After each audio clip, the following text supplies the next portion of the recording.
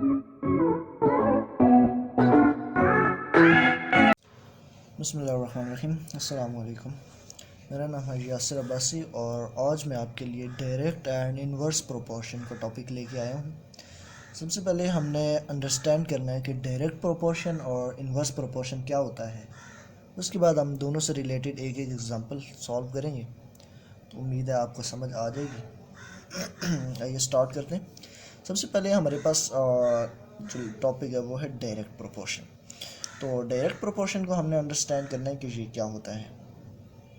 तो direct proportion को हम ऐसे समझ सकते हैं कि फॉर एग्जांपल हमारे पास दो क्वांटिटीज़ हैं, उनमें से एक क्वांटिटी जब हम इंक्रीज़ करें तो दूसरी भी ऑटोमेटिकली इंक्रीज़ हो, और एक डिक्रीज़ करें तो दूसरी भी ऑटोमेटिकली डिक्रीज़ हो।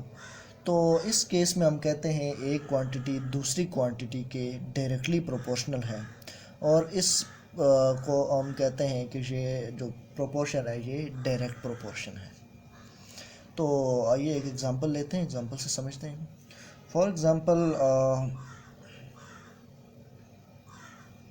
पेन्स मैं ले लेता हूँ। मेरे पास एक तरफ पेन्स हैं और दूसरी तरफ मेरे पास अमाउंट है। तो अगर शॉपकीपर एक पेन वो 5 रुपए का देता है, तो दो पेन की कीमत कितनी हो जाएगी? 10 रुपीज़ हो जाएगी। 3 पेन्स की कीमत हो जाएगी 15 रुपीज़ हो जाएगी। ये अमाउंट इन रुपीज़ है, ठीक। और इसी तरह 4 पेन्स की कीमत हो जाएगी 20 rupees up to so on, ये ऐसे चलती जाएगी। तो ये हमें एक पैटर्न मिल गया कि एक पेन जो 5 रुपए का है, 2 पेन 10 रुपए के हैं, 3 15 के, 4 20 की, अप टू सो ऑन। तो अब हम इसमें से ऑब्ज़र्व कर सकते हैं कि देखिए पेन की तादाद को बढ़ाते जाएं तो अमाउंट आपकी बढ़ती जाएगी। एक तरफ से एक क्वांटिटी आपने बढ़ाई, दूसरी क्वांटिटी ऑटोमेटिकली बढ़ती गई।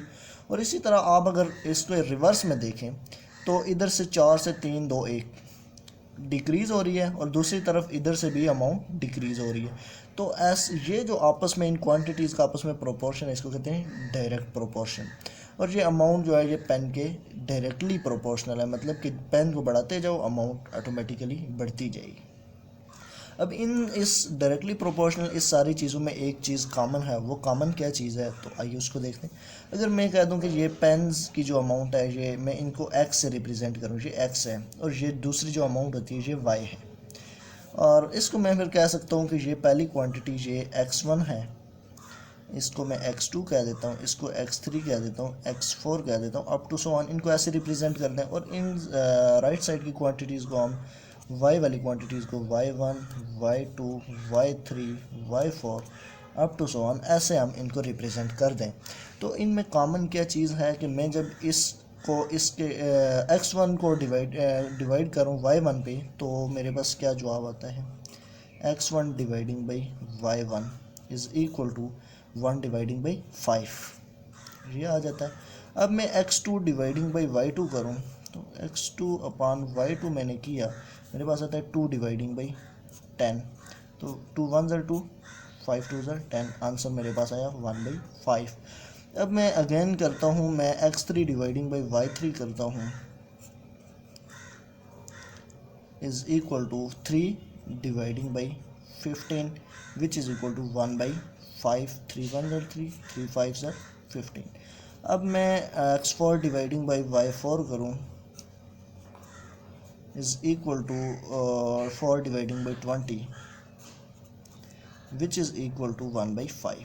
तो एक चीज़ हमने ऑब्ज़र्व की कि x की टर्म को जब आप डिवाइड करें उसकी कोरेस्पॉन्डिंग y की टर्म के साथ, तो वो सारों का आंसर सेम आता है 1/5 1/5।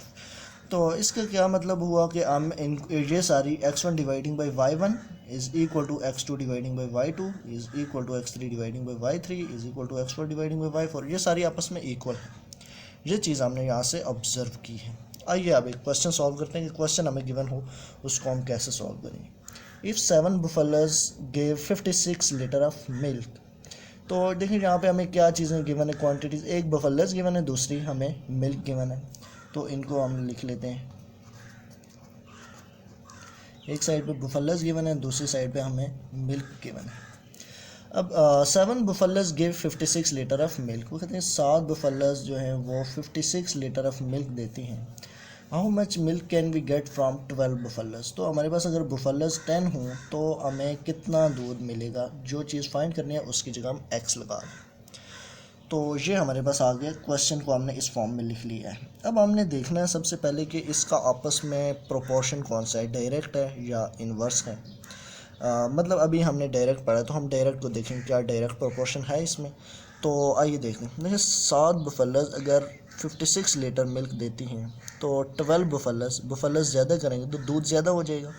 एक क्वांटिटी हम बढ़ाएं तो दूसरी भी ऑटोमेटिकली बढ़ रही है, तो इसको कहते हैं ये इसका डायरेक्ट प्रोपोर्शन है। अब डायरेक्ट प्रोपोर्शन के लिए हमें पता है कि ये x1 dividing by y1 is equal to x2 dividing by y2। अब ये पहले वाली क्वांटिटी हमारे पास x है, मैंने पहले भी बताया आपको, और दूसरी y होती है।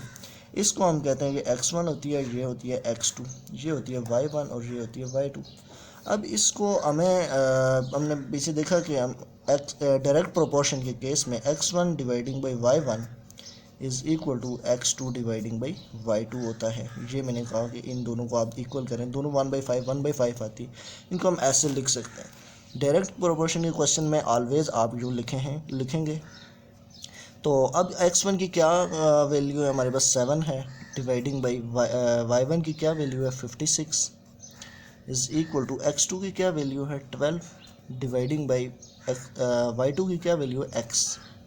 अब यहाँ से हमने x फाइंड करना है हमने, तो x को फाइंड करें। इनको आपस में सिंप्लीफाई करने के लिए आप क्रॉस मल्टीप्लाई कर दें आपस में, तो क्या बन जाएगा 7x इज़ इक्वल टू 56 को आप 12 से मल्टीप्लाई कर दें तो ये आ जाएगा 672।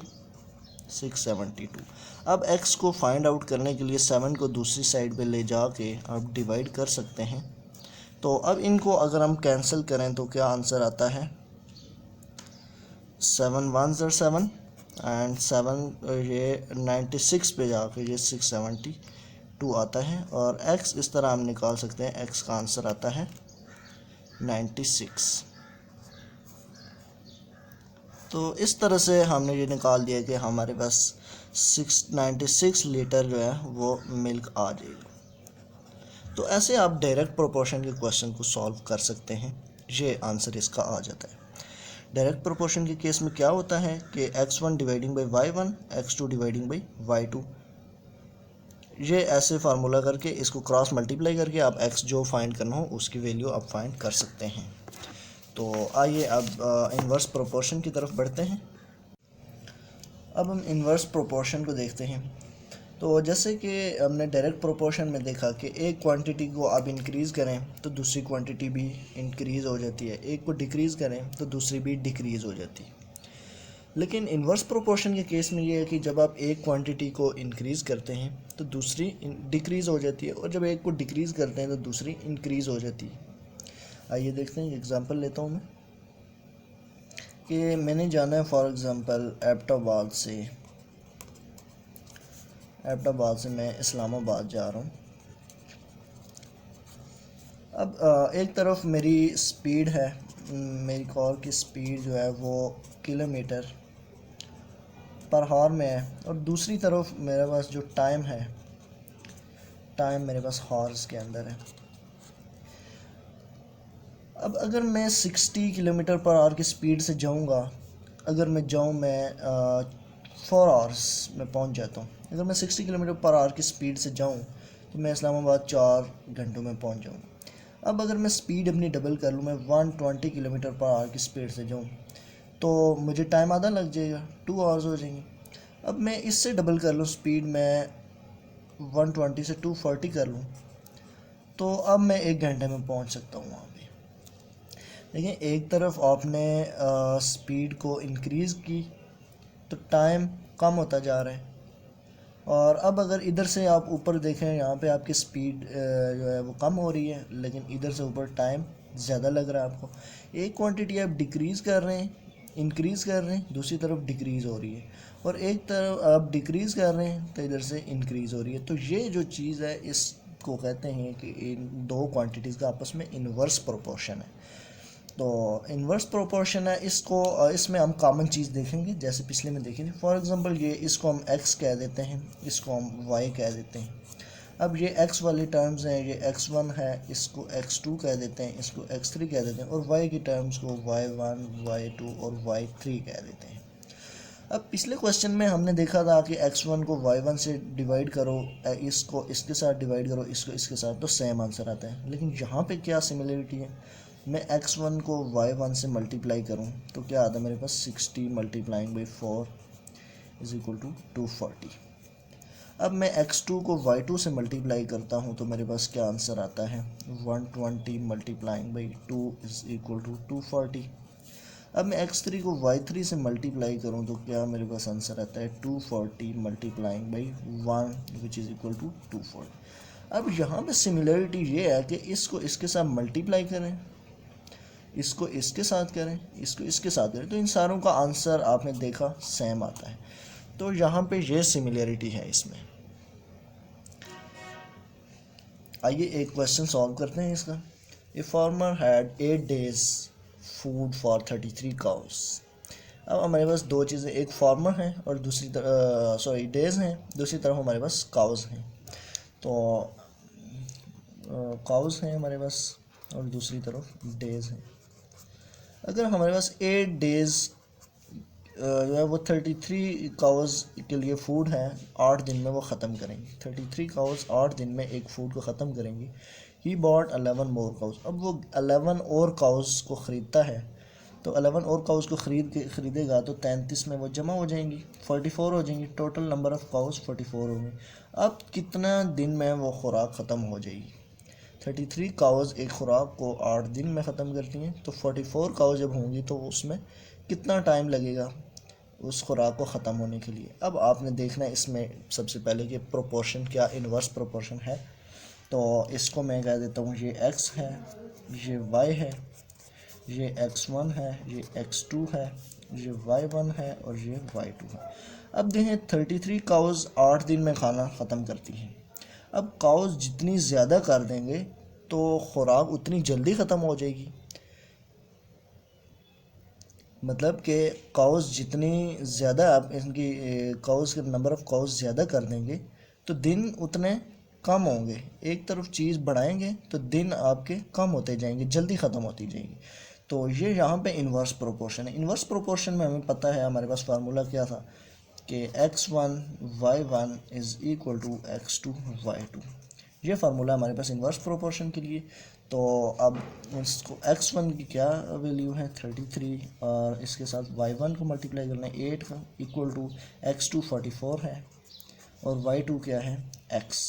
अब यहाँ से x को फाइंड करेंगे हम 44x, यहाँ पे ये x है, x को हम वहीं पे छोड़ेंगे, 44 को ये दूसरी साइड लाएंगे तो ये यहाँ पे डिवाइड हो जाएगा इक्वल टू x आ गई। अब ये 11 3 ज़र 33, 11 4 ज़र 44, 4 1 ज़र 4, 4 2 ज़र 8।